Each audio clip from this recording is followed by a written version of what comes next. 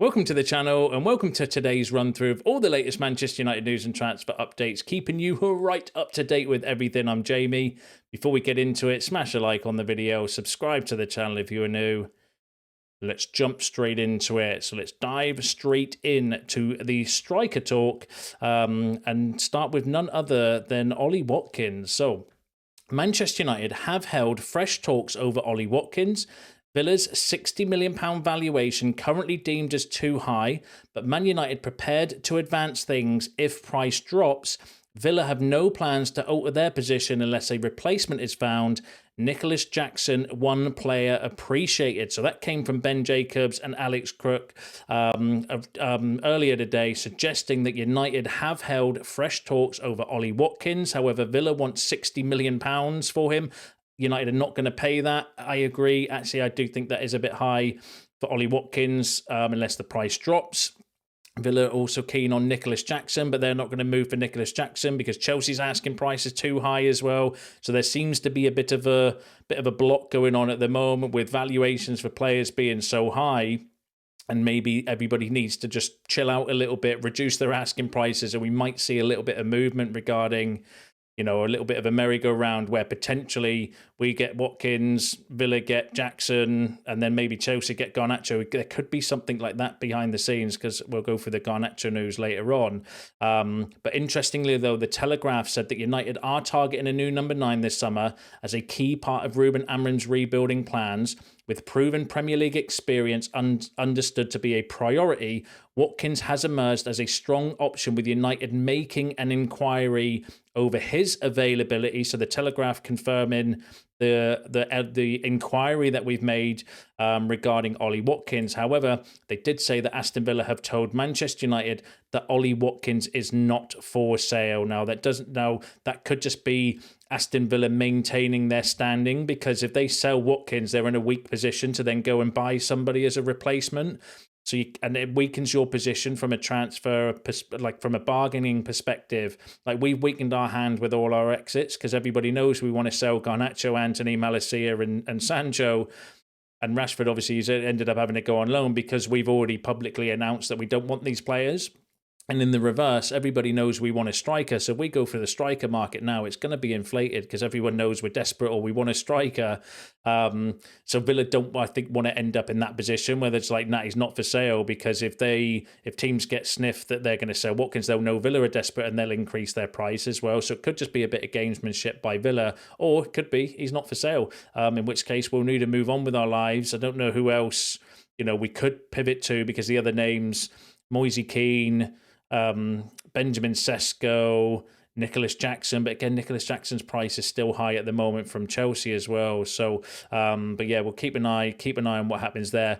Ben Jacobs, though, later on did say that Aston Villa don't really want to sell Ollie Watkins, but there were talks and engaged in conversation. United won't move at £60 million.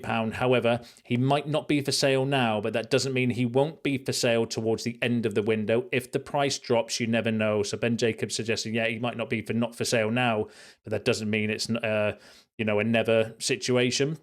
Newcastle said that Alexander Isak's not for sale. It turns out he is, because he wants to leave the club as well. We'll go through an update on him in a bit as well. But yeah, it could be that sort of position. And again, it could just be Villa. They don't want to announce to everybody that they're willing to sell Watkins until they maybe get a replacement lined up. And that in order to do that, the prices do need to come down. So I think there is a bit of a stalemate going on at the moment where prices are still a bit high for teams and clubs. And the longer the transfer window goes on, or the more towards the end of it, maybe there is some movement and some prices drop, and we see like a big flurry of movement across the market. That could be what's going on there. But give us your thoughts and feelings on Watkins in the comments below. Now, keeping with strikers, now this was Romano had to say before this news broke, which I found really interesting. He said a new striker is almost guaranteed to happen this summer. 2 meetings have already taken place in the last 7 days. They are pushing to sign one. So maybe that's now why we've made an inquiry or had a conversation again with Aston Villa regarding Ollie Watkins. On Watkins, Romano said Watkins is a striker really appreciated by Manchester United, an option they've been considering for weeks. Still no bid or communication, but also in this case, the relationship with Aston Villa is very good. So I have to say that could be an opportunity. But again, that came out before the news broke that we've held talks again with Villa for Ollie Watkins. He did also go on to say that Benjamin Sesko is being discussed internally at Manchester United, but he is seen as very expensive and not an easy deal at all. Manchester United have been offered several strikers, one of which is Dusan Vlahovic, who will leave Juventus this summer, has been offered to United. So the striker market, we've obviously lost out on a lot of, I don't want to say, we don't know who our number 1, 2 and 3 targets were, but names we were linked with. We know we wanted Delap because we made a bid for him. There was interest in Gyökeres, but that's, how genuine that interest was, we don't know. Ekitike was another one. Ornstein said we made a move for Ekitike before he went to Liverpool. Obviously, Victor Osimhen we've been linked with. He's going to Galatasaray. So the actual striker market, just through default, we might end up with our target just through default because of whoever's left. And it just seems that obviously we've not got unlimited money to go for that. And getting Cunha and Mbeumo is still a good start to the transfer window in my eyes. It's limited us and restricted us a little bit in terms of the striker market because we now need to sell players in order to bring in. And if we can sell Garnacho, like if we get a quick deal done for Garnacho over the next couple of weeks, for example, then maybe that does give us the money to go and get an expensive striker. But if not, maybe at the end of the window it is someone like Dominic Calvert-Lewin or Jamie Vardy or one of the free loans that will, or free transfers, which makes me feel sick to my stomach. But let's hope it doesn't come down to that. But give us your thoughts and feelings on that in the comments below. Now, on Benjamin Sesko, Ben Jacobs said that Sesko is the striker we should keep an eye on. The price could drop to around 70 million euros. This could be seen as better value from Man United. Also, if you go for Sesko, you can give him a longer-term deal. I wouldn't be surprised if Man United don't pivot to Sesko in the coming weeks. So interesting that Ben Jacobs saying that maybe, and in a similar situation to what I mentioned there, as teams buy their strikers, there's less teams looking for strikers, and therefore Sesko's valuation might come down because, as the report where yesterday, RB Leipzig have to sell players and they might become more desperate, in which case his price could come down. So that's, I think, what Ben Jacobs suggesting there. Fabrizio Romano, though, said that Benjamin Sesko has a gentleman's agreement with RB Leipzig to leave for 60 plus £4 million in add-ons, but also suggested that Manchester United see the cost of Benjamin Sesko is seen as expensive by Manchester United. United explored the possibility days ago. So, the £60 million mark is seen at, like, who are we going to get for less than 60 though? And Sesko's 60. I mean, unless they are just going to wait and see if we can pick them up for 40, 50 or whatever towards the end of the transfer market. That might be the ploy. But again, it might just be that actually we need the money, so we need to get the cost as low as we can. But yeah, Benjamin Sesko might be one to keep an eye on. I have still concerns about Sesko, but there's concerns with any of the strikers that we're linked with now, because I don't think there's the perfect option out there. Some of you won't want Watkins. I like Watkins. Some of you would prefer Sesko over Watkins, and that's cool. We're all different. We all have different opinions and thoughts and feelings regarding it as well. But we'll just have to wait and see how it all plays out. And funnily enough, this bit of breaking news came out, so originally from the Mirror, that Manchester United have ruled out a move for Alexander Isak, and as they feel he is too expensive. Who would have thought that if we're saying that Sesko and Ollie Watkins at £60 million is too expensive, that Alexander Isak at like £100+ million, whatever Newcastle would want for him, is too expensive. I never saw that one coming, that we would be priced out of a move for Alexander Isak. That's a shame. For anyone that thought we would be in a chance, I mean, maybe we could have done a swap deal with Antony with some money. Maybe Newcastle would accept that. I'm joking. There is no chance we're going in for Alexander Isak. Ironically, though, he's linked with Liverpool still, and they've just spent £90 million on Ekitike after spending £120 million on Florian Wirtz. Like, I don't know what they've been smoking down there, but they're clearly, in the mindset of splashing the cash around. That would be a turn up for the books, wouldn't it? So it'd be interesting to see. Actually, Chelsea are another one, but apparently they've been told, that maybe Liverpool with Alexander Isak, which is nuts. But anyway, I digress. But yeah, for those wanting it to happen, unfortunately, we've ruled out going for Alexander Isak because he's too expensive. Give us your thoughts on that in the comments below.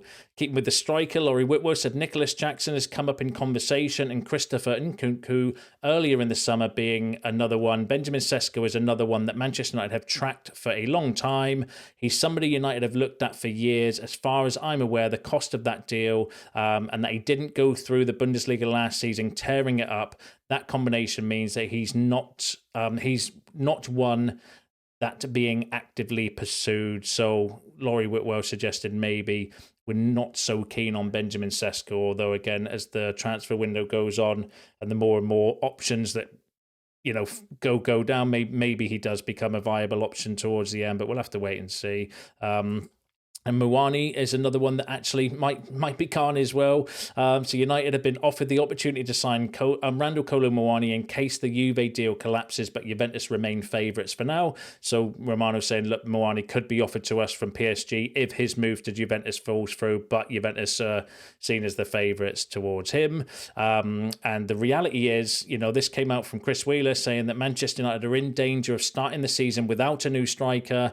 On the day that Marcus Rashford left Old Trafford on loan to Barcelona, it emerged that United hierarchy, except Ruben Amorim's side, could kick off the new campaign against Arsenal next month without a new striker to lead the attack. And that's the reality of the situation at the moment. That could become a reality. I hope not. I do think we're pushing for a striker. We want a striker. Amorim wants a striker as well. It's just we need to get exits done because the striker market at the moment, it is you're paying for goal scorers and you're going to have to pay top money, but it just seems that everybody, if £60 million is out of our price range, Isak's definitely out of our price range as well. Like, who are we actually going to be going for? So it's going to be interesting to wait and see, how it all plays out. But the reality is, according to Chris Wheeler, we might not be going for a striker, and I wouldn't be dead against starting the season with Xerxes up front. I think Xerxes is my one to watch for this pre-season to see how he gets on. I've been intrigued to see how he links up with Mbeumo and Cunha behind him as well. Also, would be interesting though to see actually how Hojlund does in pre-season, because I know some of you in the comments, and I have this argument with my brother-in-law a lot around Hojlund, saying, well, if you give him chances, then maybe he can score goals. And the problem's been that obviously he gets starved of chances.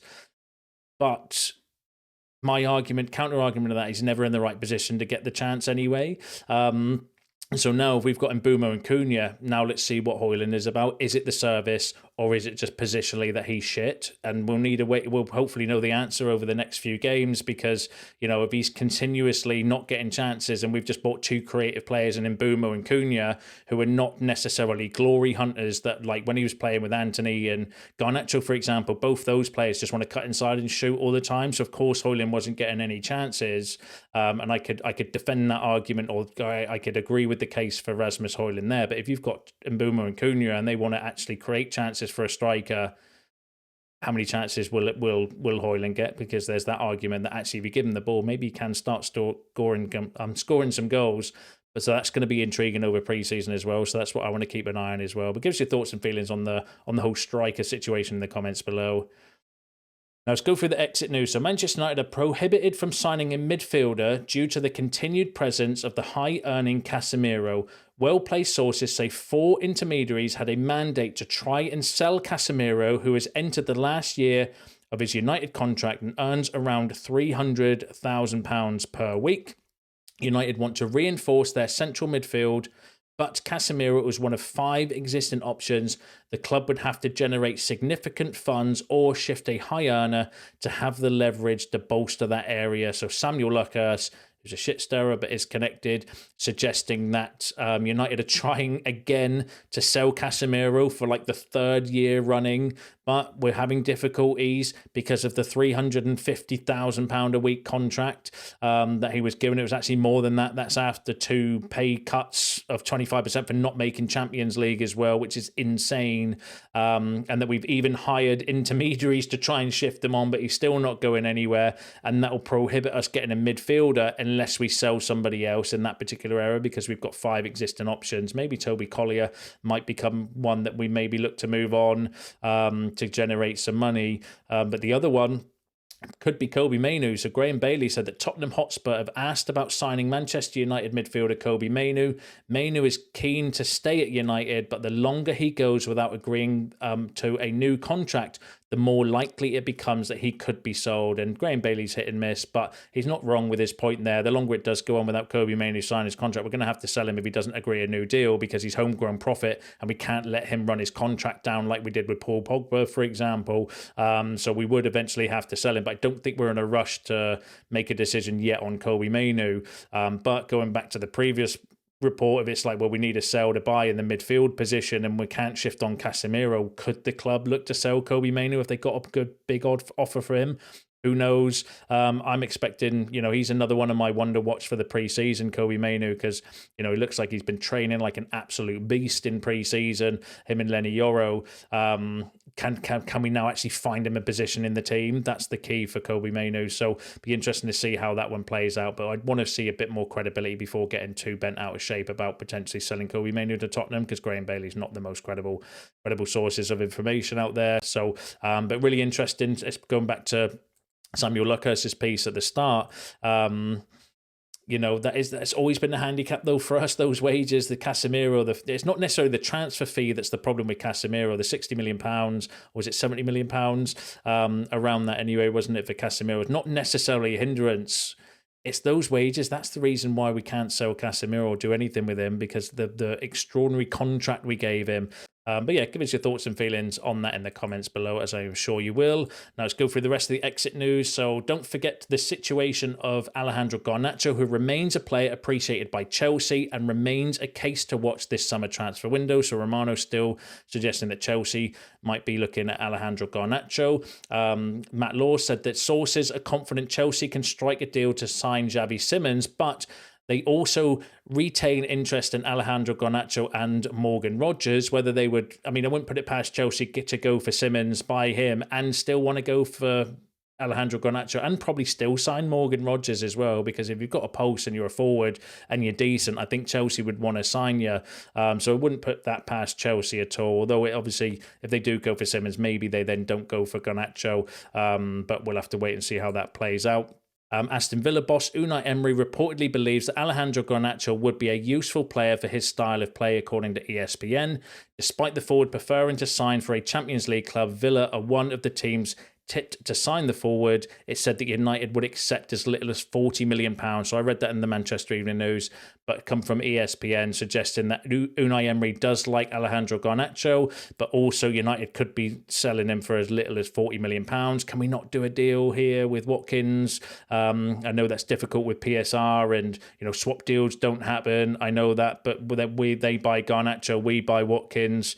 Surely there can be something to be done regarding that deal. But, we'll see how it all plays out, because Garnacho for me is the key to the rest of this transfer window. If we can sell Garnacho for a good price, that gives us some money from a PSR perspective to go out and spend, and then maybe we can, get some more movement. But at the moment, there's nothing really advanced or nothing close going off of some of the more recent reports. It's just he wants to stay in the Premier League. Chelsea are interested, Villa are interested, but that's it. There's nothing to it as well. Newcastle are exploring a move for RB Leipzig's Benjamin Sesko as a potential replacement of Alexander Isak. David Ornstein confirming that if Isak goes, Newcastle might be making a move for Benjamin Sesko, so that could be another one that we miss out on then as well. If the stories and it is a genuine target going off the report, so Newcastle, if they sell Isak, might be then going for Benjamin Sesko. So we'll have to wait and see how that one plays out. This literally just broke at the time of recording this video from David Ornstein as well. And then Antony, so Real Betis, this infuriates me in this deal, by the way. So Real Betis are going to wait and delay their move for Antony, while Manchester United have no choice but to accept a loan deal. There are other interested clubs willing to pay a transfer fee, but Real Betis are hoping Antony will reject them all and accept a pay cut to join them. That came from a Spanish journalist close to Real Betis, saying that Betis are going to wait and basically try and loan Antony at the end of the transfer window as well. But interestingly, Ben Jacobs said Antony is holding out for Betis and that is the roadblock to a quick exit. If a deal doesn't happen within the next 2 weeks, the feeling is that he will have to accept that Betis might not be his next destination. So Ben Jacobs also suggesting that Antony's dragging his heels and waiting for this dream move to Real Betis, even though we've got offers on the table from other clubs that we could accept and get a quick deal done for Antony with some money, and he would probably not need to take a pay cut. It's just infuriating me that this deal's going the way that it does, and I just hope that Ben Jacobs is right. Give it a couple more weeks, and if Real Betis don't get a deal done, then maybe we do call Antony's bluff and say, okay, well, we're not loaning you, so unless it's a permanent exit, you're just going to be sat in the reserves all year, and you're not going to go to the World Cup, so deal with it. That would maybe be the stance United go down, but we'll have to see how that plays out. But give us your thoughts and feelings on that in the comments. Give us your thoughts and feelings on all the other topics discussed in today's video, because that's you all up to date with the latest news and transfer updates. Smash a like on the video on your way out. Subscribe to the channel if you're new. See you in the next one.